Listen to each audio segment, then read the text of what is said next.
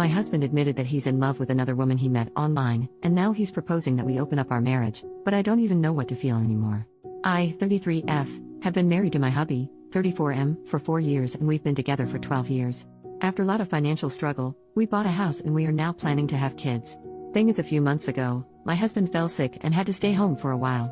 He decided to pick up an online game and started having weekly sessions with a group of players. Among them is a girl, 30, I think, and long story short, he fell in love with her. He broke down crying a month ago and admitted it. He told me it built up so gradually he didn't understand how he felt until it was too late. They started texting privately after meeting and eventually had one-on-one calls together. Then at some point, he said, she told him she was in love with him and he realized it was mutual. He said he told her it was impossible but loved her too. They tried to be just friends but they couldn't resist and continued to show affection for each other. He showed me the text but also ventured into sending explicit photos. She asked if she could meet him face to face but he refused. So he told me all of this, apologized over and over again and told me he couldn't control himself, and while he loved us both, it was me he would choose no matter what. I was still very upset and slept at a friend's that night to gather my thoughts. I decided to forgive him because he clearly felt guilt and wanted to work it out. I told him that while I was deeply hurt, I still appreciated him coming forward to me and being honest about what happened. We got into long conversations about how we were feeling in our relationship. I accepted he could love someone else but said I didn't like how he handled it. He agreed. And then yesterday he asked if I was comfortable opening up the marriage to polyamory. He said he still wanted to live with me and have kids but can't erase nor ignore the feelings he has for her. He says he wants to do it right and let us both see other people, with clear boundaries and communication, and still be present for one another.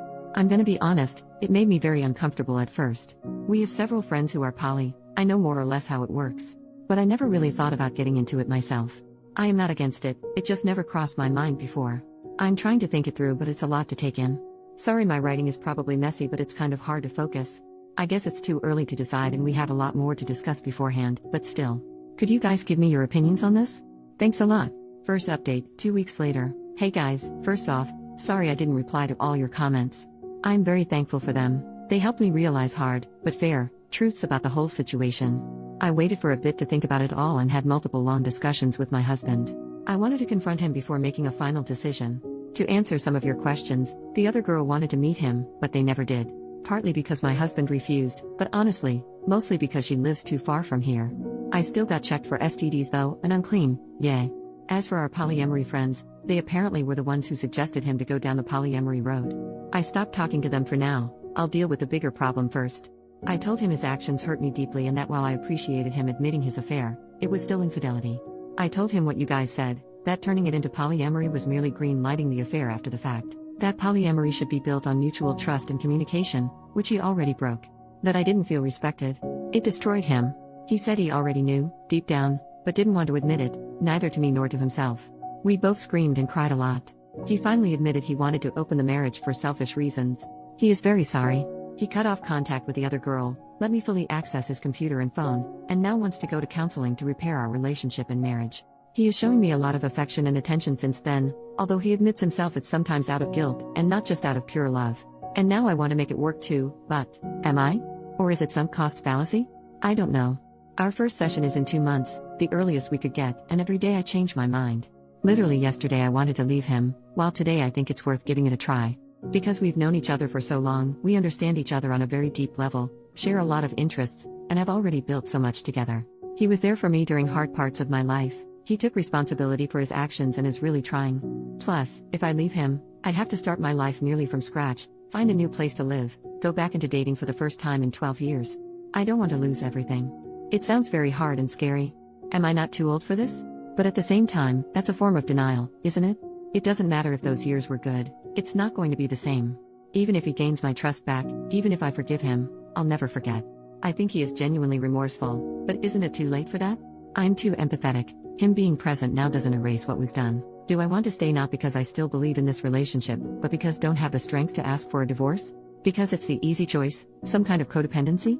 I have no idea. I can picture both paths clearly, and it's tearing me apart. I am lost, maybe even more than I was when I wrote my previous post. I've lost sleep and appetite, and I'm not sure I enjoy anything in my life anymore. I booked an appointment with a psychologist, for me alone, to help with this whole thing. I am sorry, at this point, I am rambling. I know I am the only one who can decide what's okay and comfortable for me or not. It's ultimately my choice and my choice only. The emotional hell I am going through just makes thinking about that choice very hard and paralyzing. I'll go to both therapies and try to see what to do from here. I'll try to update, but it's probably going to take a while. I am sorry. I want to thank you again for your support, and I am sending you guys a lot of love. Edit to add, a bit of information I should have mentioned but didn't because putting all of that into writing without omitting something is much harder than I thought. He cut off contact with her because once he told her he was married and wanted us both, she just ran away and broke up with him. There are times since then where my husband starts feeling sad or angry because of what's basically withdrawal. And for that he's smartly sensible enough not to blame me. What kind of marriage did we had before this crisis? It will sound so naive. It's my first and only romantic relationship. We were very close and basically grew as adults together. We could talk about anything and understand each other. We shared the same values and interests. What changed, I think, is that we got into a routine and he got bored. During our argument he said he was addicted to the attention the girl was giving him and that he felt I didn't show him I was in love with him enough anymore. I told him that even if it was true, he should have told me instead of having an affair. On one hand I have my faults too and I could accept this as one of them, on the other I was taking care of him and the house while he was sick. I don't think he believes it, I don't think he means it. But it makes me wonder whether I was actually a good wife for him. Even though I am not responsible for his actions. Thanks again for your support y'all. It's a lot to process but it helps me so much. Second update, 3 months later, a huge amount of things happened since then. I'll quickly summarize, it was a very, very unpleasant ride. So, soon-to-be ex-husband had an emotional affair online and tried to make me green-light it by asking for an open marriage, where we'd be allowed to have side adventures. I refused and his affair partner dumped him. He begged me to try to reconcile with him, to which I agreed while I was actually trying to prepare my exit. We both went to individual therapy, still am. We separated temporarily 3 times, but every time I came back, it went terribly. He was desperate. He kept trying to cross my boundaries, love-bombing me, playing the victim, asking to touch me even though I established I didn't want to, threatening to unalive himself if we were to divorce. I could go on and on. This made me finally realize, along with my therapist's help, a lot of self-reflection in my exchanges on Reddit, that I was in an abusive relationship, which is an important part, actually the most important part, of this update. Please look up definitions and examples of abuse, because I had no idea that what my husband had been doing all these years, even before the affair, counted as such. In his case it was psychological abuse, manipulation, gaslighting, guilt-tripping, blame-shifting, emotional blackmail. Nothing aggressive or mean. Which turned me into a very submissive partner over the years, always catering to his needs while erasing mine. I rationalized everything. It happened subtly and gradually and I was too naive to see it for what it was. His emotional affair and open marriage proposal were the natural continuity of that. Of course, the more I tried to get away from him, the more manipulative he got.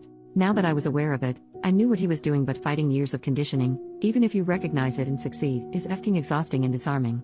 So, earlier today, I brought a friend home to assist me. We sat down, the 3 of us, and I told my husband we were over and I handed him the papers. It might sound dumb but it's genuinely one of the hardest things I've ever done in my life. I was terrified.